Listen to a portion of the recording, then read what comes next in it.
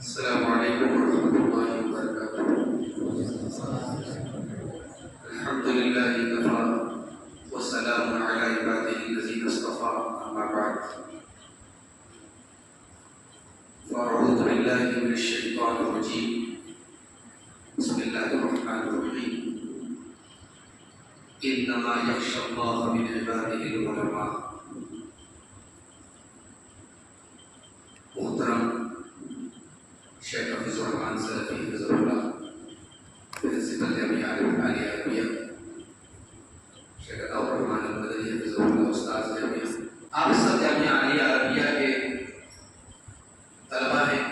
اس میں کچھ طلباء ایسے ہوں گے جو ابتدائی درجات میں ہیں، کچھ آخری کلاسوں میں بھی ہوں گے، کچھ ایسے بھی ہیں جو اس سال فارغ ہو جائیں گے اور اگلے سال وہ دعوت عمل میں میدان عمل میں آ جائیں گے۔ ایک بہت بڑا سوال یہ ہے مدارس کے طلباء کے سامنے، عام طور سے یہ سوال آتا ہے کہ ہمارا ٹارگیٹ کیا ہے، ہم پڑھ کر کے کیا بنیں گے۔ جیسے ایک انجینئرنگ پڑھنے والا ہے، اس کے سامنے ایک ٹارگیٹ ہے کہ مجھے انجینئر بننا ہے، مجھے انجینئرنگ کی جاب کرنی ہے۔ ایک میڈیکل سائنس پڑھنے والا، اس کا ٹارگیٹ ہے کہ مجھے ڈاکٹر بننا ہے۔ تو آپ کا ہدف کیا ہے، آپ کا مقصد کیا ہے؟ اب میں یہ دیکھتا ہوں کہ ہمارے مدارس کے وہ طلباء جو بہت جینیس ہوتے ہیں، بہت صحیح ہوتے ہیں، وہ کہاں جاتے ہیں؟ یونیورسٹیز کا روٹ اختیار کرتے ہیں۔ جے این یو چلے گئے، جامعہ ملیہ چلے گئے، کسی یونیورسٹی میں چلے گئے، پھر وہاں وہ بھی یہ جانتے ہیں کہ یہ تمام دینی ادارے عوام کی زکوٰۃ اور خیرات سے سچل ہیں۔ یہ بالکل میں فیکٹ بات آپ کو بتا رہا ہوں کہ ہمارے سارے مدارس عوام کی زکوٰۃ اور صدقات سے چلتے ہیں۔ قوم اپنے اوپر زکوٰۃ کی رقم خرچ کر رہی ہے، کیوں؟ کہ قوم یہ محسوس کر رہی ہے کہ ہماری قوم کو مصلحین کی ضرورت ہے، ہماری قوم کو دعات کی ضرورت ہے۔ ایک دینی ادارے میں پڑھنے والے طالب علم کا پہلا مقصود یہ ہونا چاہیے کہ وہ دعوت اللہ کا کام کرے، اور یہ مقصد کبھی فوت نہیں ہونا چاہیے۔ مگر بہت افسوس کے ساتھ کہنا پڑتا ہے کہ ہمارے مدارس کے بڑے جینیس طلباء جو یونیورسٹی کی لائن میں جا رہے ہیں، ان کا لباس، ان کا سراپا، ان کی شخصیت ایک طالب علم تو دور ہے، عالم تو دور ہے، مسلمان کی حیثیت سے ان کو پہچاننا مشکل ہو جاتا ہے۔ یہ افسوس کی بات نہیں ہے کہ 10 سال آپ کے اوپر محنت ہوئی، بہترین اساتذہ سے آپ نے تعلیم حاصل کی، قرآن و حدیث کا درس آپ نے لیا، تفسیر اور حدیث اور فقہ کا درس آپ نے لیا، اور آپ پھر اس علم سے اس قدر دور ہو گئے کہ آپ کا چہرہ، آپ کا لباس، آپ کی پرسنالٹی سب دین سے دور ہو گئی۔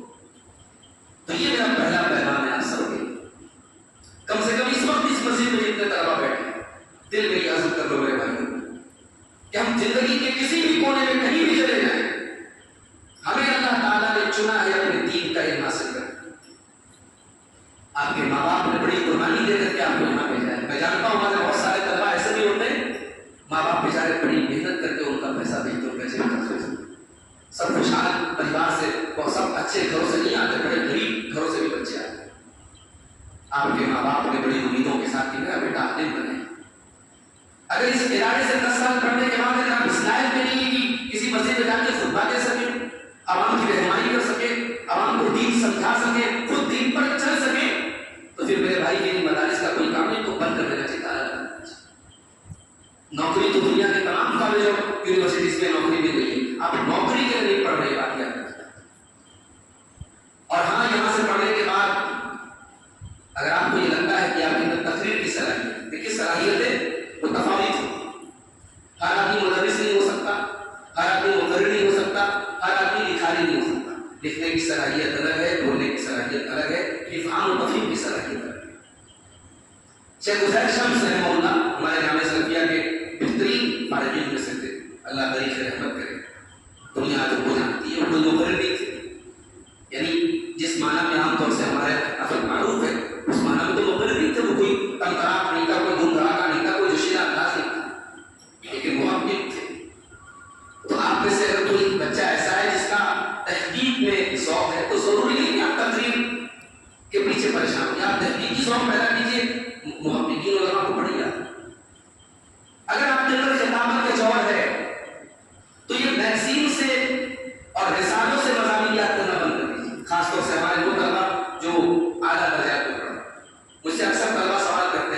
شاید تقریر کی تیاری کیسے ہے. آج الحمدللہ 20 سال پہلے آپ چلے گئے موبائل کا دور نہیں تھا, انٹرنیٹ کا دور نہیں تھا. موبائل اور انٹرنیٹ کے بڑے نقصانات بھی ہوئے مگر ایک فائدہ یہ ہوا کہ اب دنیا کی لائبریری آپ کے ہاتھوں میں. آپ کو کس موضوع پر خطاب کرنا ہے, کس موضوع پر مضمون لکھنا ہے, آپ نیٹ پر سرچ کیجئے, اس موضوع پر مواد آپ کو بھرپور ملے گا. میں تو جن ویب سائٹوں